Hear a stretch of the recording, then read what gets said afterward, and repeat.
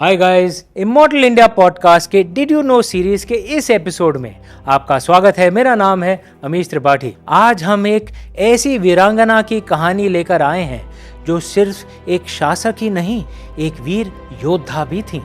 एक ऐसी योद्धा who fought and ruled against all odds, Chand Bibi of Ahmednagar, an extraordinary warrior who led the resistance against the Timurid Mughals and sacrificed her own life to protect her people.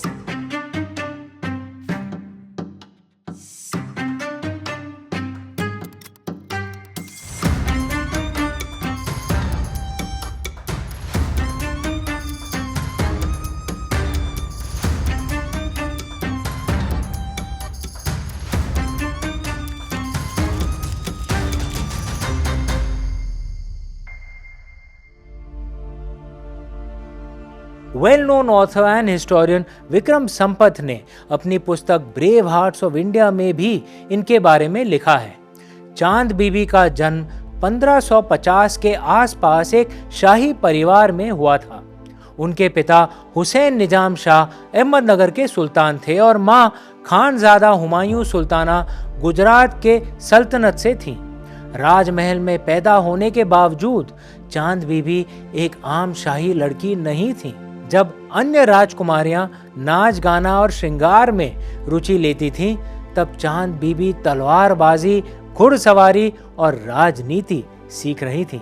उन्होंने अरबी, फारसी और तुर्की भाषाओं में निपुणता हासिल की और युद्ध नीति को समझने लगी। उनकी शिक्षा और ट्रेनिंग उन्हें एक शक्तिशाली नेता बनाने की ही तैयारी थी। चांद बीबी की शादी बीजापुर के सुल्तान अली आदिल शाह से हुई थी, जो दक्कन की एक और शक्तिशाली सल्तनत थी। उन्होंने बीजापुर की रानी के रूप में अपनी बुद्धि और कूटनीति से दरबार में अपना प्रभाव जमाया। But fate had some other plans for her. जब उनके पति की अचानक मृत्यु हुई तो रियासत की राजनीति में ऐसी हलचल मच गई कि वे टिक नहीं सकी। बीजापुर में उनका कोई सहायक नहीं था और शाही खानदान के कुछ लोग उन्हें वहां देखना नहीं चाहते थे। उन्हें बीजापुर छोड़ना पड़ा और अपने मायके अहमदनगर वापस आना पड़ा। अहमदनगर की स्थिति तब और भी ज्यादा संकट में थी। उनका भतीजा बहादुर निजाम शाह अब सुल्तान बन चुका था, लेकिन वह राजनीति में अनुभवी नहीं था। मुगलों की नजर दक्षिण भारत पर थी, तिमुरिद मुगलों की नजर, और अकबर की सेना एक एक करके दक्कन सुल्तानों पर अपना प्रभाव जमाने लगी थी। इस बीच अहमदनगर राज्य के अंदर भी विवाद चल रहा था।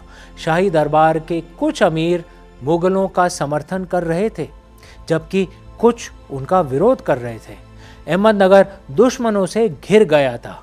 एक तरफ मुगलों का प्रभाव और दूसरी तरफ आपस का विवाद और विश्वासघात। 1595 में मुगल सेना, तिमुरिद मुगल सेना, जो अकबर के बेटे शहजादे मुराद की देखरेख में थी, अहमदनगर पर हमला करने आई।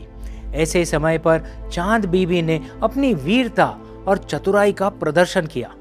जहां मुगलों ने महिलाओं को सेना का नेतृत्व करते हुए या युद्ध में लड़ते हुए नहीं देखा था, वहां चांद बीबी किले की दीवारों पर अपनी तलवार और धनुष के साथ खड़ी रही। उन्होंने अपनी सेना को प्रेरित किया, किलों की सुरक्षा को मजबूत किया और मुगलों का सामना किया।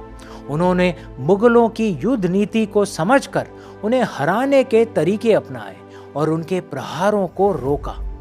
उनकी चतुराई से मुगल सेना पीछे हटने पर मजबूर हो गई। एक महिला पूरी तिमुरिद मुगल सेना पर भारी पड़ी। अहमदनगर का एक महत्वपूर्ण प्रदेश था बेरार, जो मुगलों के लिए अत्यंत महत्वपूर्ण था।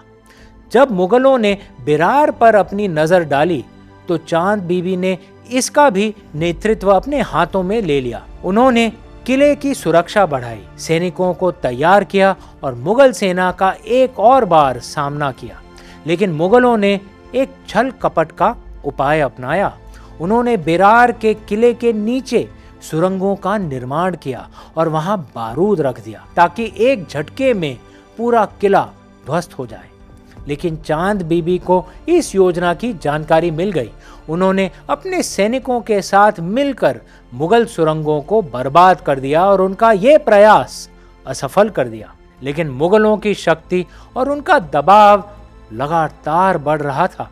लगातार युद्ध और अंदर के मतभेदों ने उनके सैनिकों की ताकत को कमजोर कर दिया, अहमदनगर के सैनिकों को। 1596 में उन्होंने, चांद बीबी ने एक कठिन निर्णय लिया। बेरार को मुगलों को सौंप दिया ताकि अहमदनगर को बचाया जा सके, या स्ट्रेटेजिक रिट्रीट। ये एक राजनीतिक निर्णय था जो एक साम्राज्य की रक्षा के लिए जरूरी था। But war is not only fought against external enemies. Sometimes our own people become the cause of suffering. घर का भेद ही कई बार लंका को ढा ही देता है। जब चांद बीबी ने 1599 में मुगलों से समझौता करने की कोशिश की, तब उनके अपने ही सैनिकों ने उनकी निष्ठा पर संदेह किया। जो लगातार मुगलों से लड़ रही थी, उनकी निष्ठा पर संदेह किया।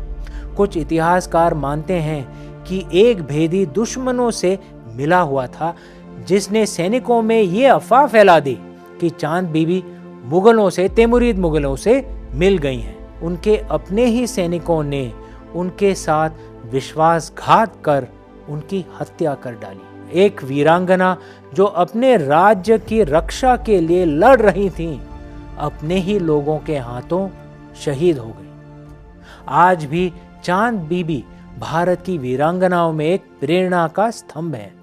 उन्होंने अपनी बुद्धि, साहस और धैर्य से दिखाया कि एक महिला भी सेना का नेतृत्व कर सकती हैं, एक राज्य की रक्षा कर सकती हैं और राजनीति की समझ रख सकती हैं।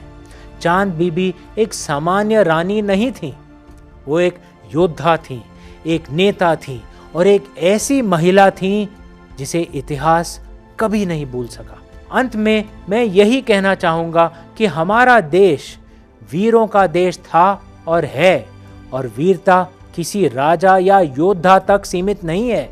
महिलाएं इस क्षेत्र में भी पुरुषों को टक्कर दे सकती हैं।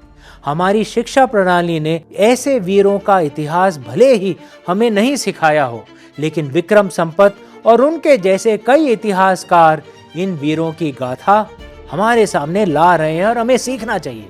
आइए हम सब मिलकर ऐसे वीरों और वीरांगनाओं का नमन करें, जिन्होंने हमारे नींव को आक्रमणकारियों के आगे हिलने नहीं दिया। अगर आपको ये एपिसोड पसंद आया हो तो लाइक और सब्सक्राइब बटन जरूर दबाएं, ताकि अगली बार जब ये नया एपिसोड आए डिड यू नो सीरीज का, आपको अलर्ट मिल जाए। फिर मिलेंगे अगले एपिसोड में। तब तक के लिए नमस्कार और जय हिंद।